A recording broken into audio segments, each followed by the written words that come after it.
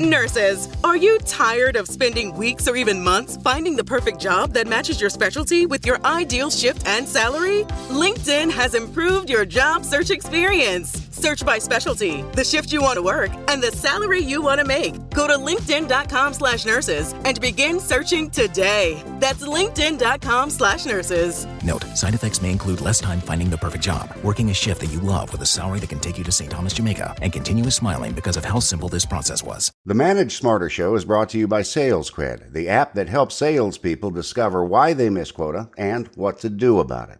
Find out more at salescred.com.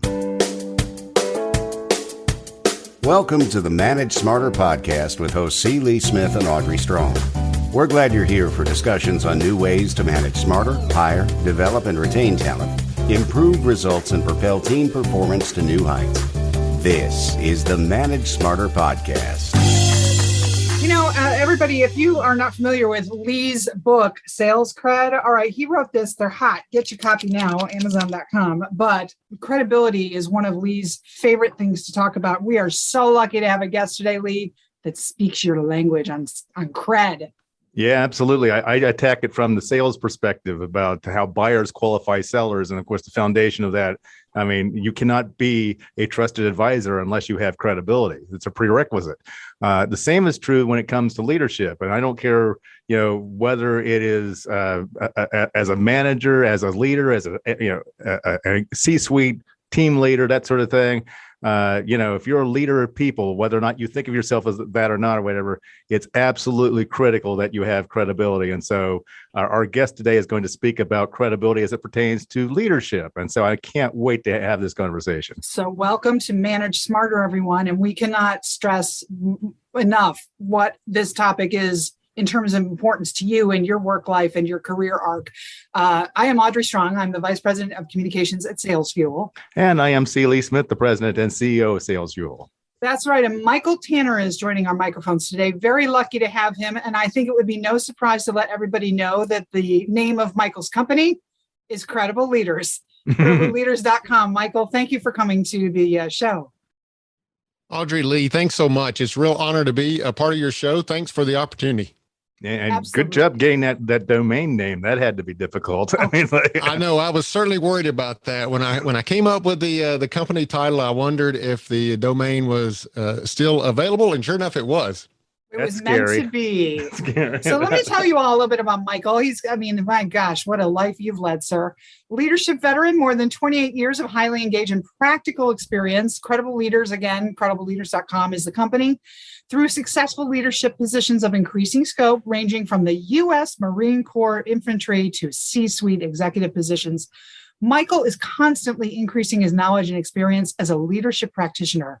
He's got a bachelor's degree in computer science and a master's degree in leadership, and prides himself on leveraging his unique combination of education, skills, and experience to harness the greatness within his clients and the listeners of this show and unleash the possibilities of their leadership potential. And you say you believe leadership should positively impact lives, not just business results. So the starting point might be credibility is the foundation of all that stuff and more, right? Yeah, totally. I totally agree with that. And I share with you guys quickly before we hit the record button here, but I have a story behind recognizing that credibility is the foundation of leadership. When I was in the Marine Corps, I had a captain who apparently saw something in me. And on a Friday, just before we left for the weekend, he handed me a book, and it was the first book I'd received or first literature I'd received while in the Marine Corps that wasn't Marine Corps propaganda. It was a legitimate book. It was entitled The Leadership Challenge. It was the second edition at that time. Now it's on its sixth edition, I believe. But I read through that book, and as I returned on Monday, that captain asked me the question, what is the foundation of leadership? Luckily, I had read chapter 2 in that book, The Leadership Challenge, and I discovered that credibility is the foundation of leadership. And I believe leadership, as you said, it should not just improve business results, but it should also positively impact lives. And when you can lead in that way, you certainly have credibility as your foundation. Let's start off with the basics. So how do you define credibility? Well, so especially as it relates to leadership, I believe that credibility is kind of your history or your track record of success. If you look into the thesaurus for other words, synonyms for the word credibility or credible, then you're going to get words like believable and so forth. And so your credibility as a leader is really rooted in those people that you lead. How much do they believe that you have what it takes to lead them to success, to whatever your goal is as a team? So that's your credibility. It's kind of that history or that track record of success that you have as a leader. And as we say in the book Sales Cred, that it's not just I have credibility or I don't have credibility. It's like you have a different level of credibility with each and every single prospect or account that you serve. And I imagine the same thing is true when it comes to leadership.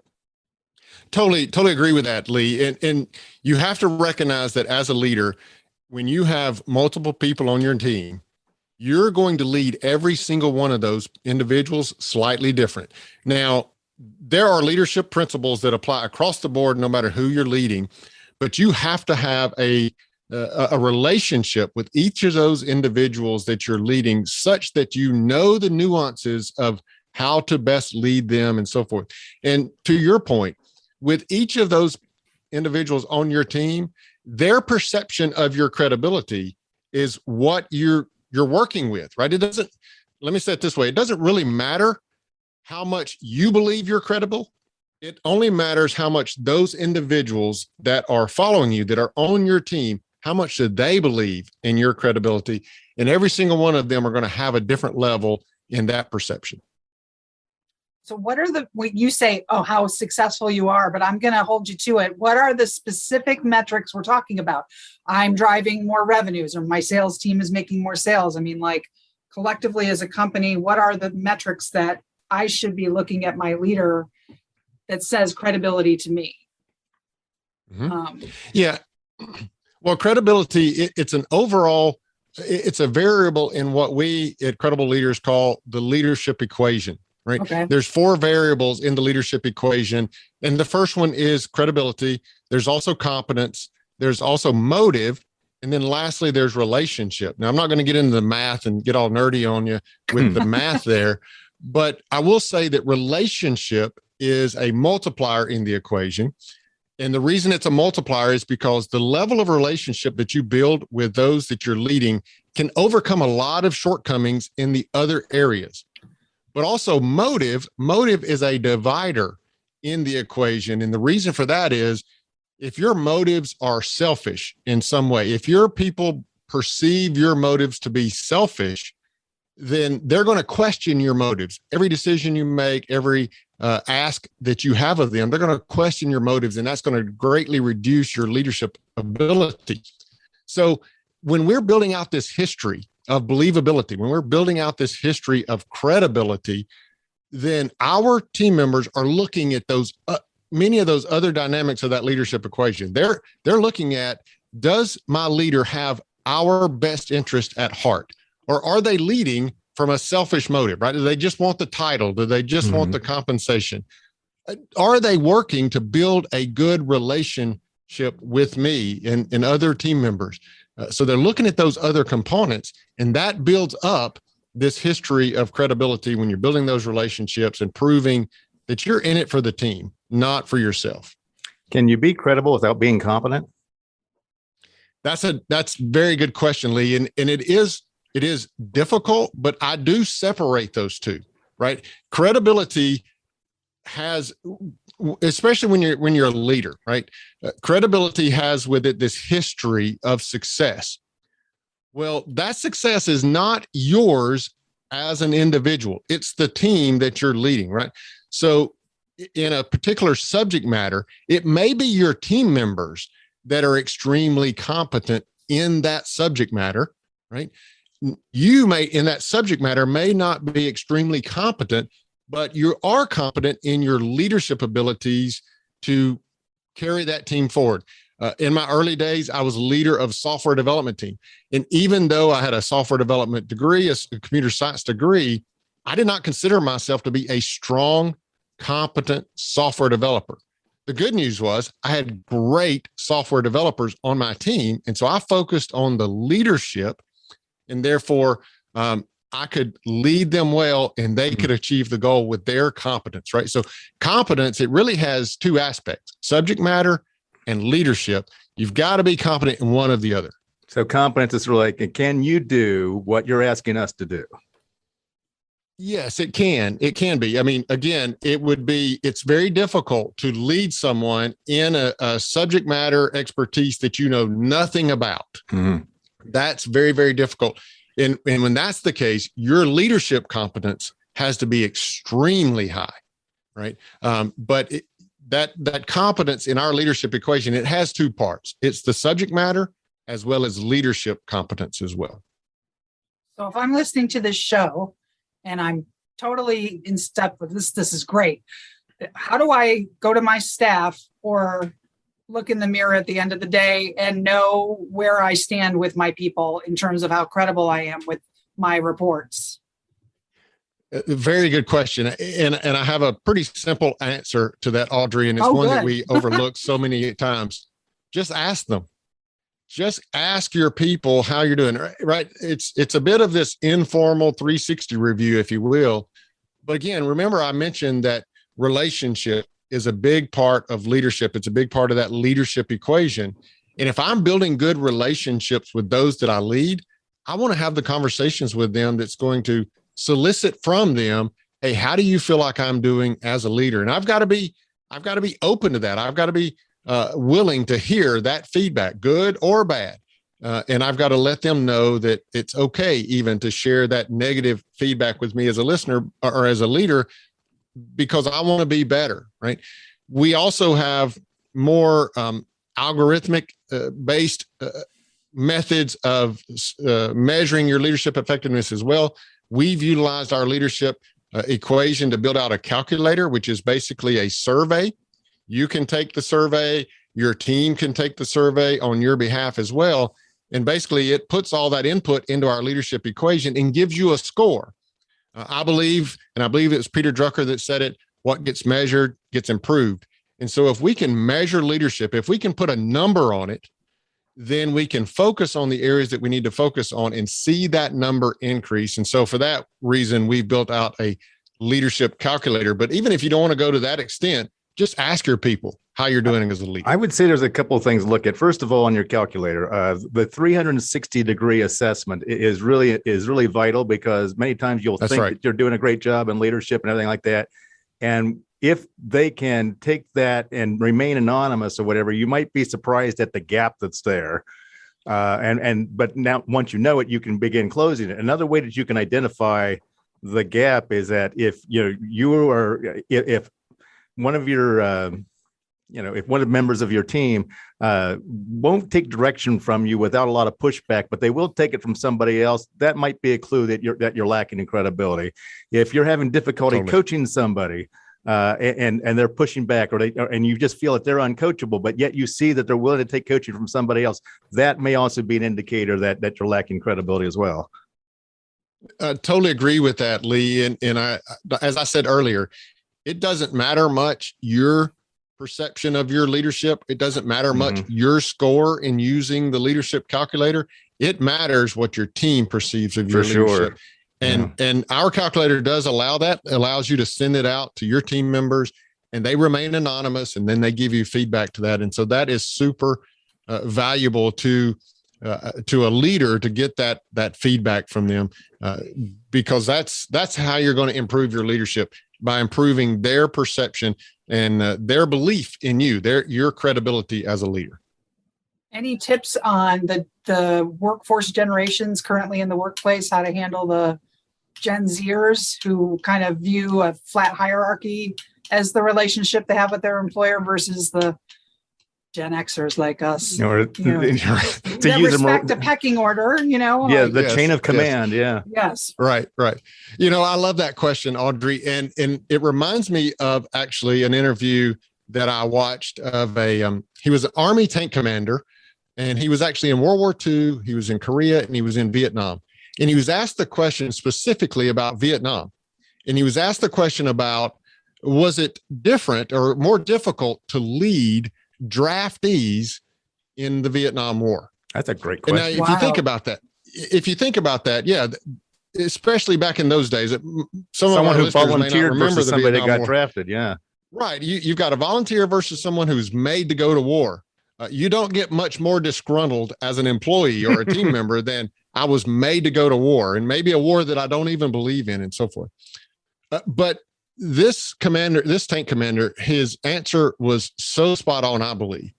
And it was this. It was basically, I didn't see much difference in leading or the performance in leading a draftee versus a volunteer, because as long as I trained them well and I treated them well, then they served us well, right?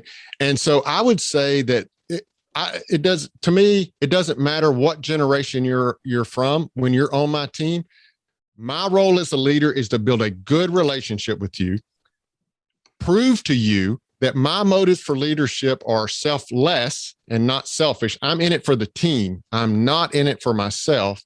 And if I build that relationship with you and I prove to you the selflessness, the servant leadership, and I build up that history of credibility and competence with you, you will follow willingly that leadership, no matter what generation you're from, is my belief. Because they will trust the intent. Correct. Absolutely. Yeah. You'll recognize that the intent is not about, self-platitudes or self-promotion or anything like that, but the intent is success of the team itself. It's true servant leadership, and I believe any generation will follow that. We talked a moment ago about how different individuals then perceive you as having a different level of credibility. You have I've identified 5 different levels of leadership. Let's talk about that for a moment. Sure. Yeah. I mean, I feel the need when we use our leadership calculator, I feel the need to give someone more than just a number, because when I give you a number, then that's, you're going to compare that maybe to 100, which the scale doesn't even relate to that at all. And you're going to get a 70 maybe and think, oh, well, I'm not doing all that good. But what I actually want to do is I want to put you on one of the levels that we have defined of leadership. And it goes all the way from manager. The first level is manager. And that basically means you're leading, but you're leading with title, right? You're the boss in some way. And so people really, they're following you, but they're really doing so because you carry that title. And you progress through the levels. We have 5 levels, and you can progress all the way up to the level of multiplier. And multiplier is, you're creating other influential leaders with your own leadership. And so we have 5 levels there that once you take our leadership calculator, it's going to put you on one of those levels and then give you the insight as to, well, how do I increase to the next level? And so the first level is manager. What's the second level, third level, and so forth? So, all right. So yeah, we'll go through all 5 of the levels. Just give us a quick overview then for the audience, and you've really piqued their interest in with 5 levels. Like, just give them a brief overview. Sure. So you've got the manager, and as I said, that is, you are leading with your title, and then you have the achiever. So now you're starting to build up that history a little bit, right? You've led this team, you've had a few successes under your belt, and so you're achieving the results that the business is expecting of you and your team. And then you get into the transformer level. Now this is where, for your team members, you're starting to do that, what I was talking about earlier. You're impacting their life more than just delivering business results. You're changing them in some way. You have team members that they themselves now want to start to become leaders themselves, right? And then you move into the influencer level. And again, the influencer level is, this is that notion. This is when you get to this influencer level, this is when your people say of you, I would follow him anywhere, right? And then finally, you get into that multiplier level, as I mentioned, and that's where you're creating more influential leaders just based on, your efforts as a leader and leading that team. I like the names of the titles that you gave of the different levels. Right. I have to have something that I can remember and so forth. We got a few minutes left. Your Twitter is mtanner42 at mtanner42. Credibleleaders.com is the website. You take new clients for consulting. What's going on, and anything else? We absolutely are. I mean, so we have opportunities for individual coaching. We have opportunities for group workshops. People will companies will bring us in to consult with their entire leadership staff on either a 2 or 3 day workshop, as well as we do longer term activities where we become essentially the leadership training arm for a business. And we meet with them on a regular basis, monthly basis throughout the course of a year. Fantastic. Well, this has been great. I love this topic. I think we could do a lot more on it, don't you, John? Always, absolutely. It's my jam. It's like I said, I wrote a book about it. It's like hell, I could write another book about it. But I've been compiling notes on that. So, but certainly as applies to leadership, it's fantastic and it's absolutely critical. So, and I imagine then too, Michael, that with the clients you've seen, that you've actually measured in some way, shape, or form, once leaders then who first started working with you maybe lacked in credibility, but after you trained them and worked with them and increased their credibility, then what kind of percentages or how have the metrics changed? How's the needle moved then once they became more credible? Yeah, that's an interesting question, Lee. And the reality is I've never had a person that didn't improve their leadership capabilities by taking some of the actions that we are advising. Now, I will be transparent and honest and say some people don't see the increase that they were hoping for. And so you kind of have to, judge that. But we always see an increase when someone is intentional about increasing their leadership effectiveness. I don't believe leaders are just born. I do believe some people have characteristics that makes leadership maybe a little easier, but I believe leadership is learned. And if you'll take the action to be intentional about doing the things necessary to increase your leadership effectiveness, your leadership score will go up. Well, Michael, thank you so much for being on the show. This has been great. Thanks so much for the opportunity. I really enjoy it. As you know, I can nerd out on leadership, and so I really appreciate the opportunity to do so. Fantastic to talk to somebody of a like mind, Michael. Thanks so much, Lee. Thanks for listening. If you enjoyed the show, please rate and recommend on iTunes, Overcast, or wherever you get your podcasts. You can also get more great information at salesfuel.com.